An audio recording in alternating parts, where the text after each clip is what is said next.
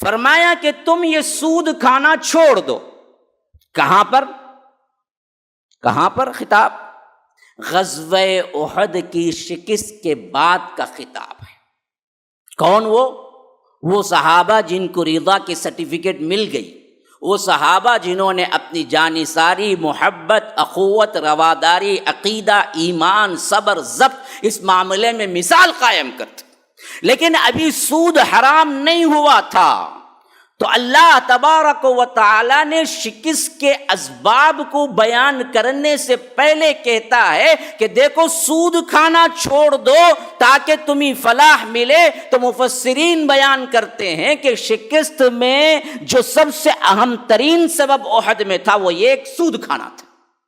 یا رب، اللہ تبارک و تعالی مفسرین کی قبروں کو نور سے بھر دے. کیا فہم، کیا انداز سمجھ کا. کہا کہ شکست کی وجہ بزدلی بنی، بزدلی کی وجہ سود ہے.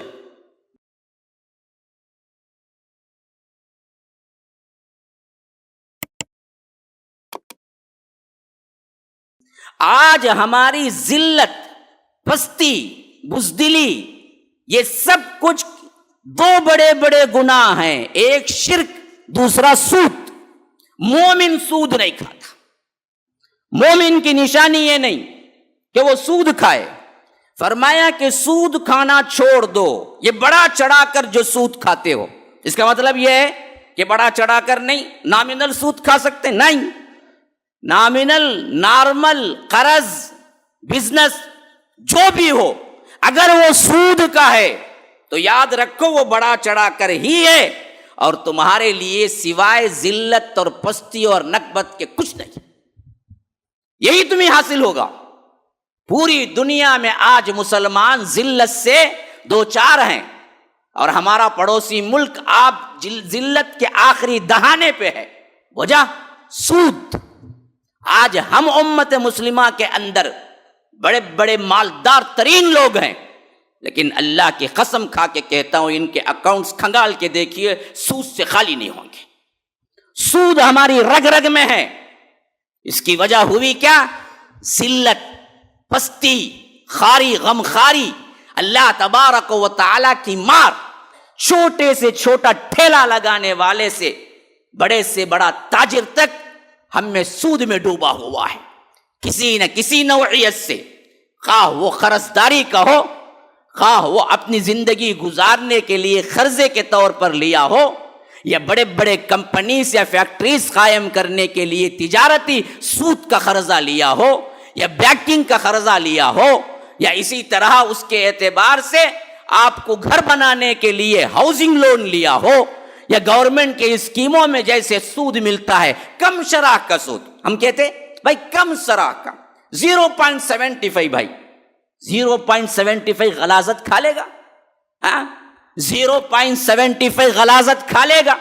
ٹائلٹ میں اٹھا کے غلاظت کھانے کے لیے کم ہے بھائی، ہم کھا لیتے. کھا لے گا؟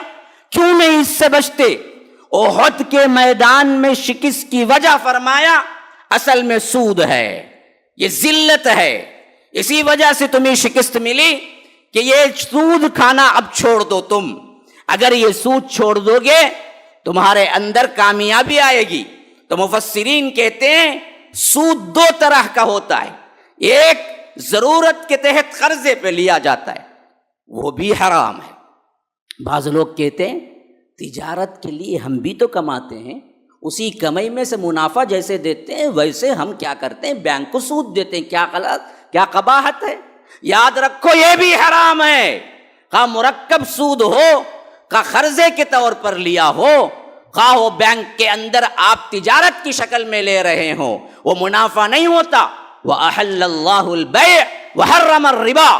اللہ نے صاف کہہ دیا ہم نے تجارت کو حلال کیا، بے کو حرام نہیں کیا، لیکن ہم نے سود کو حرام کیا. بس مسئلہ ختم. تمہاری توجیحات کی ضرورت نہیں. امت مسلمہ اگر اس منحوسیت سے نکلے گی ہمارے لیے بھی بلندیاں ہیں. یاد رکھیے ہمارے لیے بھی کامیابی ہے.